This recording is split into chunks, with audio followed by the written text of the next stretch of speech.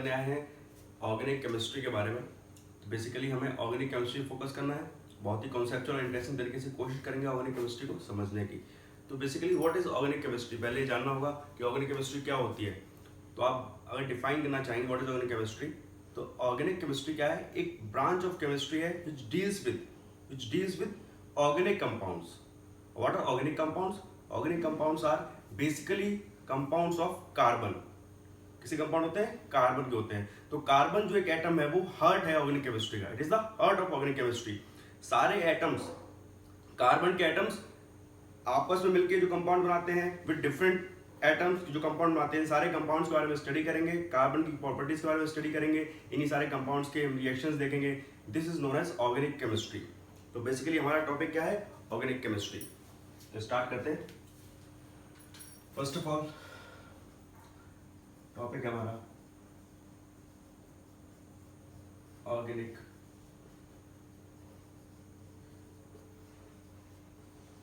Chemistry. Organic chemistry focus करना है। तो हम लोग क्या पढ़ने वाले ऑर्गेनिक केमिस्ट्री, उन्होंने बताया कि बेसिक जो मेंबर है जिसमें हमें स्टडी करना है सबसे ज्यादा वो है क्या है, कार्बन एटम। क्या है, कार्बन एटम। कार्बन एटम की स्टडी करनी है हमें। तो आपको पहले ये जानना होगा कि कार्बन एटम का एटॉमिक नंबर कितना होता है। आप सभी जानते हैं एटॉमिक नंबर क्या होता है कार्बन का, 6। Carbon atom has atomic number of 6 and atomic number is represented by letter Z. Z equals to atomic number equals to 6 for carbon atom. ये हमको पता है कि कार्बन एटम का एटॉमिक नंबर क्या होता है, 6 होता है। तो क्या समझते हैं आप एटॉमिक नंबर से? जब हमने बोला कि कार्बन एटम का एटॉमिक नंबर 6 है, it means that since carbon is a neutral atom, it means that the number of electron equals to the number of proton. That's why the atom is neutral. जब proton का number electron के बराबर हो जाता है तभी तो किसी एटम को हम न्यूट्रल बोलते हैं। इसका मतलब उसमें number of electron equals to number of proton है और दोनों की गिनती क्या है, 6 है। It means that number of electrons equals to number of protons equals to 6। ये हमें बात यहां समझ में आ गई। सिंस कार्बन इज अ, क्यों ऐसा बोला हमने, क्योंकि कार्बन क्या है, एक न्यूट्रल एटम है। और जब भी कोई एटम न्यूट्रल होता है उसका मतलब है कि उसमें number of electron equals to number of proton है, तभी वो आइटम क्या है, न्यूट्रल कहलाता है। इसका मतलब आप जानते हैं कि जब कभी हम कार्बन एटम को रिप्रेजेंट करते हैं in IUPAC form, whenever we represent carbon atom in IUPAC form, then we find that it is represented as 6C12. 6C12 is the IUPAC representation of carbon atom. तो आप जानिए कि 6 इसमें क्या होता है, 6 is the atomic number and 12 is the atomic mass. 12 is the atomic mass. तो बताइए जो एटॉमिक नंबर होता है वो रिप्रेजेंट करते हैं हम लोग Z से और एटॉमिक मास को रिप्रेजेंट करते हैं हम लोग A से। ये बात हम जानते हैं कि एटॉमिक मास A से रिप्रेजेंट होता है, एटॉमिक नंबर Z से रिप्रेजेंट होता है। तो अगर आप निकालना चाहें यहां पर number of neutrons in carbon atom, तो उसको आप निकालेंगे। नंबर ऑफ न्यूट्रॉन्स का फॉर्मूला क्या होता है, it is A minus Z। It is A minus Z। जब कभी आप किसी एटम के एटॉमिक मास में से उसका एटॉमिक नंबर सब्ट्रैक्ट कर देंगे तो जो मिलने वाली चीज होती है वो होती है नंबर ऑफ न्यूट्रॉन्स। क्या मिलता है, नंबर ऑफ न्यूट्रॉन्स। तो बताइए कार्बन एटम के नंबर ऑफ न्यूट्रॉन्स क्या हो जाएगा, it is 12 minus 6। It is 12 minus 6 equals to 6 is the number of neutrons for a neutral carbon atom. जब कभी कार्बन एटम न्यूट्रल स्टेट में होता है तो उसका एटॉमिक नंबर क्या होता है, 6। नंबर ऑफ प्रोटॉन क्या होते हैं, 6। नंबर ऑफ इलेक्ट्रॉन क्या होते हैं, 6। एंड नंबर ऑफ न्यूट्रॉन्स क्या होते हैं, A minus Z, that is 12 minus 6 equals to 6। Basic carbon atom पर हम इतना जान चुके हैं। आज का हमारा पूरा लेक्चर सिर्फ और सिर्फ कार्बन एटम पे फोकस करेगा। ठीक है, हम लोग कार्बन एटम को अच्छे से जानना चाहेंगे, जानते हैं उसकी प्रॉपर्टीज क्या होती हैं, कैसे बिहेव करता है, क्या उसकी हाइब्रिडाइजेशन है, क्या उसका स्ट्रक्चर है, यही सब आज जानने की बातें करेंगे हम लोग। मैं बेसिकली उसको आप डायग्राम के साथ समझाना चाहता हूँ। जो डायग्राम आप स्क्रीन पर देख रहे हैं इसमें आप जानेंगे कि जो उसका न्यूक्लियस है, उसके अंदर आप देख रहे हैं कि नंबर ऑफ न्यूट्रॉन्स कितने हैं, 6 है। नंबर ऑफ न्यूट्रॉन्स कितने हैं, 6 है। और जो शेल्स हैं, जो आप शेल्स देख रहे हैं, इन शेल्स में नंबर ऑफ इलेक्ट्रॉन कितने हैं, वो भी 6 है। नंबर ऑफ न्यूट्रॉन भी 6 है और इलेक्ट्रॉन भी 6 है। Since carbon is a neutral atom, तो प्रोटॉन कितने होने चाहिए, जितने की इलेक्ट्रॉन है। जितना पॉजिटिव चार्ज, प्रोटॉन पे चार्ज कौन सा होता है? पॉजिटिव। जितना पॉजिटिव चार्ज है न्यूक्लियस के अंदर उतना ही नेगेटिव चार्ज बाहर होना चाहिए। इसका मतलब जितने इलेक्ट्रॉन अच्छे हैं उतने ही प्रोटॉन न्यूक्लियस के अंदर है। तो आप देख रहे हैं इस डायग्राम में कि न्यूट्रॉन 6 हैं, प्रोटॉन 6 हैं और इलेक्ट्रॉन शेल में कितने हैं? 6 इलेक्ट्रॉन हैं। ये कार्बन एटम का स्ट्रक्चर होता है। अगली बात हम करने वाले हैं इसके हाइब्रिडाइजेशन के बारे में। अगली बात करेंगे हम इसके हाइब्रिडाइजेशन के बारे में और स्ट्रक्चर के बारे में।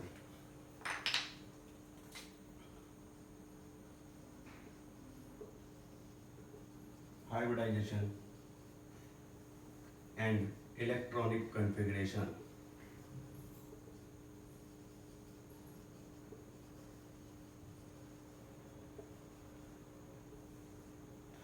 इलेक्ट्रॉनिक कॉन्फ़िगरेशन हम फोकस करना चाहते हैं कि कार्बन एटम की इलेक्ट्रॉनिक कॉन्फ़िगरेशन क्या होती है। तो एक बात आप जानते हैं कि एक एटम का न्यूक्लियस होता है, एक एटम का न्यूक्लियस होता है, उसके आसपास उसकी शेल्स होती हैं, उसके आसपास उसकी शेल्स होती हैं।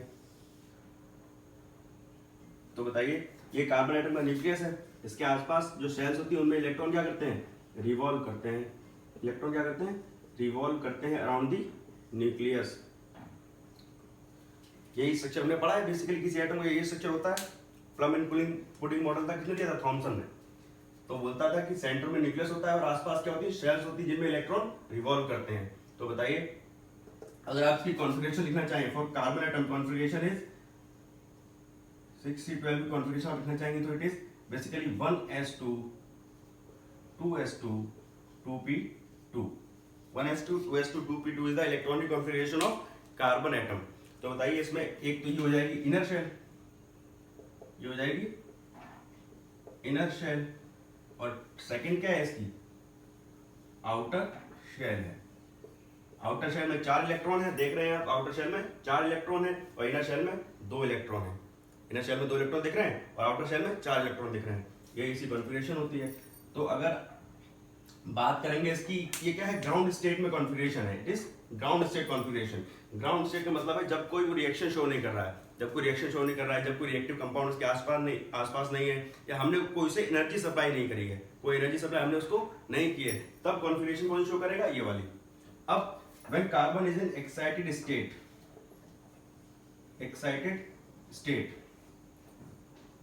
तो क्या करेगा? एक्साइटेड स्टेट में क्या करेगा? जो सेकंड शेल के, और सेकंड शेल जो है, सेकंड शेल है उसकी सबशेल्स हैं एस और पी, उसी के सबशेल्स हैं S P D F example होते हैं सबशेल्स के, उसी में एस और पी क्या है? सबशेल्स है।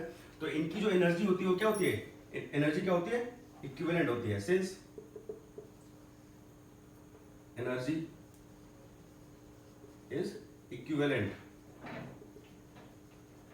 एनर्जी इक्विवेलेंट है, इसका मतलब electronic transitions between 2s and 2p are possible. Electronic transition between 2s and 2p are possible. तो अगर हम बात करेंगे जब ये एक्साइटेड स्टेट में जाएगा तो इसकी आउटर मोस्ट शेल की कॉन्फ़िगरेशन क्या हो जाएगी? कुछ ऐसी हो जाएगी।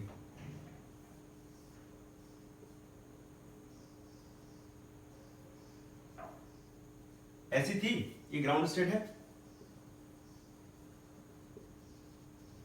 ग्राउंड स्टेट में ऐसा दिखता है कार्बन एटम, लेकिन एक्साइटेड में जब जाएगा तो कुछ ऐसा हो जाएगा।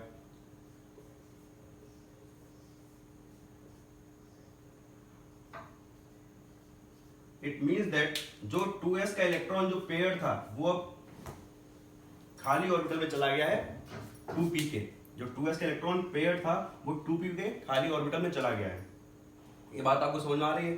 तो आप बताइए, इस डायग्राम से एक्साइटेड स्टेट जो डायग्राम दिख रहा है इससे आपको समझ में आ रहा होगा कि कार्बन एटम के पास, आप इस डायग्राम को देख के बताइए कि how many singly filled or how many half filled orbitals does a carbon atom have in excited state?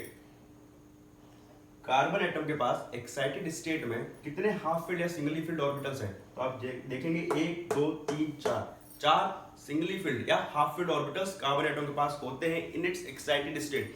तो जब कभी किसी एटम के पास एक्साइटेड स्टेट में जितने भी सिंगली फिल्ड या हाफ फिल्ड ऑर्बिटल्स होते हैं, उस एटम की वही वैलेंसी होती है, उस एटम की वही वैलेंसी होती है। इसका मतलब वह एटम जब भी कभी जीवन में स्टेबिलिटी पाना चाहेगा, जब भी कभी जीवन में स्टेबिलिटी पाना चाहेगा तो वो उतने ही नंबर ऑफ सिंगल बॉन्ड्स बनाएगा, उतने ही नंबर ऑफ सिंगल बॉन्ड बनाएगा। तो यहां से हमें एक और बात समझ में आती है कि carbon atom has a valency of valency of carbon is 4।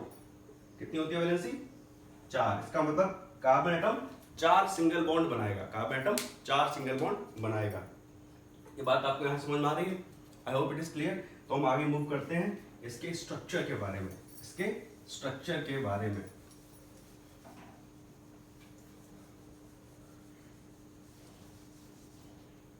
अब बताइए, अभी हमने देखा था कि वैलेंसी कितनी है, वैलेंसी इक्वल्स टू कितनी है? 4 है कार्बन एटम की। और स्ट्रक्चर अभी हमने देखा था इलेक्ट्रॉनिक कॉन्फ़िगरेशन में कुछ ऐसा दिखता था, कुछ ऐसा दिख रहा था इलेक्ट्रॉनिक कॉन्फ़िगरेशन में, ऐसा देखा था अभी कि 4 हाफ फील्ड ऑर्बिटल्स हैं, 4 हाफ फील्ड ऑर्बिटल्स हैं। इसका मतलब ये हुआ कि एक तो s था, ये 2s था और 2p3 हो गया था। इसका मतलब इसके पास 4 हाफ फील्ड ऑर्बिटल्स हैं और चारों को अगर हम देखना चाहें तो बताइए कौन कौन से ऑर्बिटल्स हैं? It is 1s and p is 3 times. It means that hybridization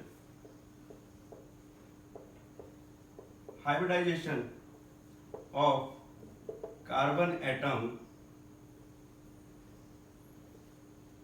is sp3। आपको बात यहां से दिख रही होगी कि जब भी कभी कार्बन अपनी चारों वैलेंसी सिंगल बॉन्ड से फुलफिल करेगा, जब भी कभी कार्बन एटम अपनी चारों वैलेंसी सिंगल बॉन्ड से फुलफिल करेगा तो उसकी हाइब्रिडाइजेशन क्या होगी? sp3। क्या होगी? sp3। ये बात आपको समझ में आ रही होगी। देन अगर किसी एटम की हाइब्रिडाइजेशन sp3 होती है तो उसकी ज्योमेट्री के बारे में बात करते हैं कि वो स्पेस में आपको कैसा दिखेगा, स्पेस में आपको कैसा दिखेगा।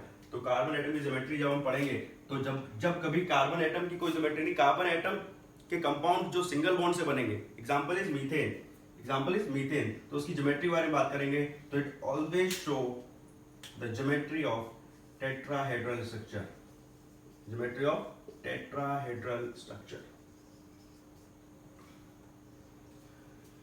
कार्बन एटम की ज्योमेट्री क्या होती है? टेट्राहेड्रल होती है। वैलेंसी कितनी होती है? 4 होती है और sp3 हाइब्रिडाइजेशन शो करता है। इसका मतलब ज्योमेट्री क्या होती है? टेट्राहेड्रल ज्योमेट्री होती है। आपको स्क्रीन पे दिख रही है कि जब कभी भी कोई टेट्राहेड्रल ज्योमेट्री शो करता है, इसका मतलब आप देख रहे हैं कि सेंटर में जो है वो कार्बन एटम है और उसके ऊपर H लगा हुआ है और नीचे 3 डायरेक्शन में H लगा हुआ है। इसका मतलब कुछ ऐसा डायग्राम आपको स्क्रीन पर शो हो रहा होगा। It is H, it is H, it is H, it is H and center position is occupied by carbon। ऐसा स्ट्रक्चर देखा है? It is tetrahedral structure. तो अगर टेट्राहेड्रल स्ट्रक्चर हम आपको बनाना चाहें तो कुछ ऐसा दिखेगा, it is something like this. देखिए आप,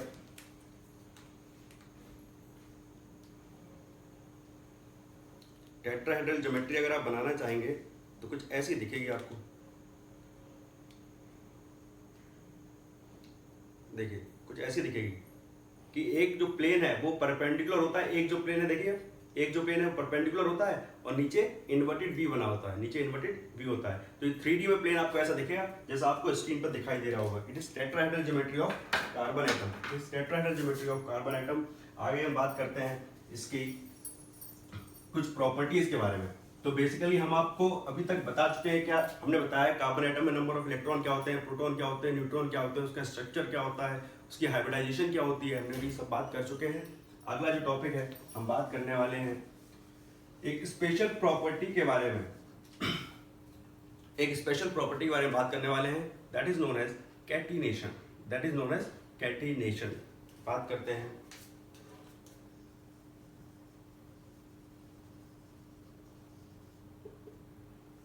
कैटिनेशन के बारे में। What is catenation?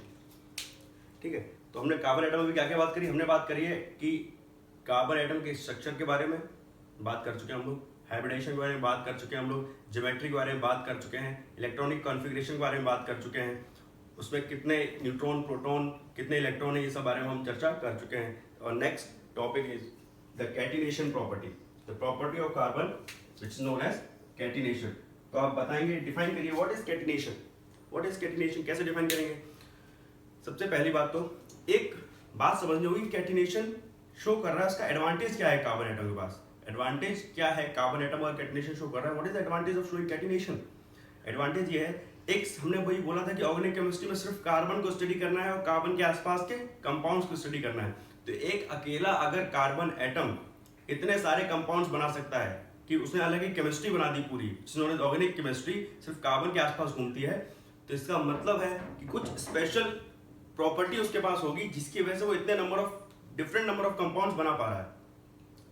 वो प्रॉपर्टी का नाम क्या है? कैटिनेशन। यही प्रॉपर्टी है जिसकी वजह से कार्बन एटम क्या करता है? मल्टीपल कंपाउंड्स फॉर्म करता है, नंबर ऑफ कंपाउंड्स कार्बन के आपको देखने को मिलते हैं। पूरी ऑर्गेनिक केमिस्ट्री सिर्फ कार्बन के ही कंपाउंड पढ़ने हैं। तो बात करेंगे what is catenation. Catenation is, define करिए, it is self linking property of carbon atom. Catenation क्या होती है? Catenation self linking property of carbon atom होती है। जैसे कि आपने देखा होगा, इसका मतलब है कार्बन जो है वो खुद से बहुत ही ज्यादा स्ट्रॉन्ग बॉन्ड बनाता है। इसका मतलब कार्बन जो है वो खुद से बहुत ही ज्यादा स्ट्रॉन्ग बॉन्ड बनाता है। कार्बन खुद से ही अटैच होना चाहता है, कार्बन कार्बन मिलकर एक लंबी चेन बनाना चाहते हैं। इसी प्रॉपर्टी क्या बोलते हैं? कैटिनेशन बोलते हैं। And what is the reason of catenation? What is the reason behind catenation?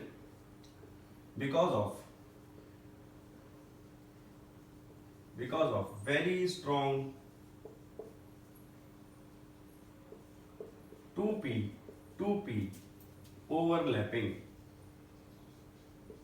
2p overlapping बहुत ही स्ट्रॉन्ग बॉन्ड बनाती है। जो आपने देखा होगा, अभी हमने दिखाया था आपको कि आउटर मोस्ट जो कॉन्फ़िगरेशन थी कुछ ऐसी थी। तो बताइए, इसकी जो 2p ऑर्बिटल है उसमें स्पेस खाली है 3 इलेक्ट्रॉन्स का।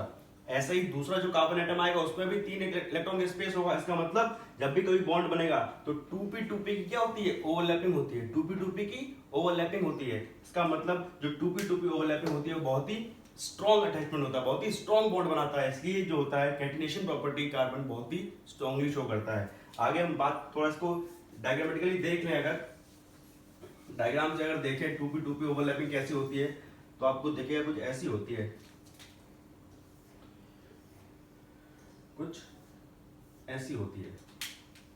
जानते हैं कि जो p ऑर्बिटल होता है वो कैसा होता है? डंबल शेप होता है। कैसा होता है? डंबल शेप होता है।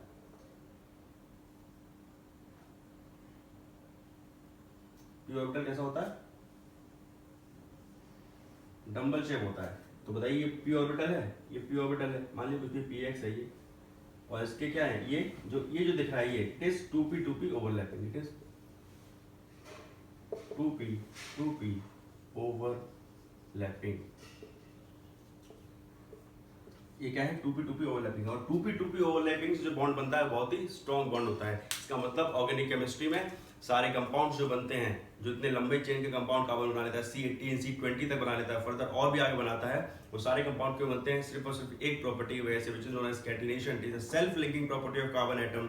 और क्या होता है? बहुत ही स्ट्रॉन्ग बॉन्ड होता है 2p ओवरलैपिंग की वजह से। 2p ओवरलैपिंग बहुत ही स्ट्रॉन्ग बॉन्ड होता है। और एक reason, first reason is this, second reason is it undergoes head on collision. आपको दिख रहा है कि दोनों p ऑर्बिटल में क्या हुआ है? दोनों p ऑर्बिटल में बहुत ही हेड ऑन कोलिजन हुआ है। p ऑर्बिटल में दोनों हेड ऑन कोलिजन हुआ है। ऐसे कोलिजन को बोलते हैं हेड ऑन कोलिजन। और इसकी वजह से बॉन्ड जो होता है बहुत ही ज्यादा स्ट्रॉन्ग होता है। तो हमने बात करी अभी तक, इस लेक्चर में हमने देखा कि हमने कार्बन एटम को समझना चाहा कि what is the number of electron, what is the number of proton, what is the number of neutron, what is the structure of carbon atom, what is the electronic configuration of carbon atom, what is the hybridization of carbon atom। और हमने क्या देखा? फिर catenation की property देखी। Basic carbon atom के बारे में हम सब कुछ जान चुके हैं। ठीक है, अगली जो लेक्चर्स होंगे उनमें हम बात करेंगे कार्बन एटम किस तरीके से और प्रॉपर्टीज शो करेगा, कैसे उसके कंपाउंड्स बनेंगे, इन सब बारे में चर्चा करेंगे। तो आज का लेक्चर बेसिकली सिर्फ और सिर्फ कार्बन पर फोकस किया हमने और जाना कि कार्बन के बारे में क्या क्या जानना है बेसिकली ऑर्गेनिक केमिस्ट्री को समझने के लिए। तो नेक्स्ट लेक्चर्स में हम आगे टॉपिक कंटिन्यू करेंगे। Till then enjoy the lecture, subscribe the channel. Thank you.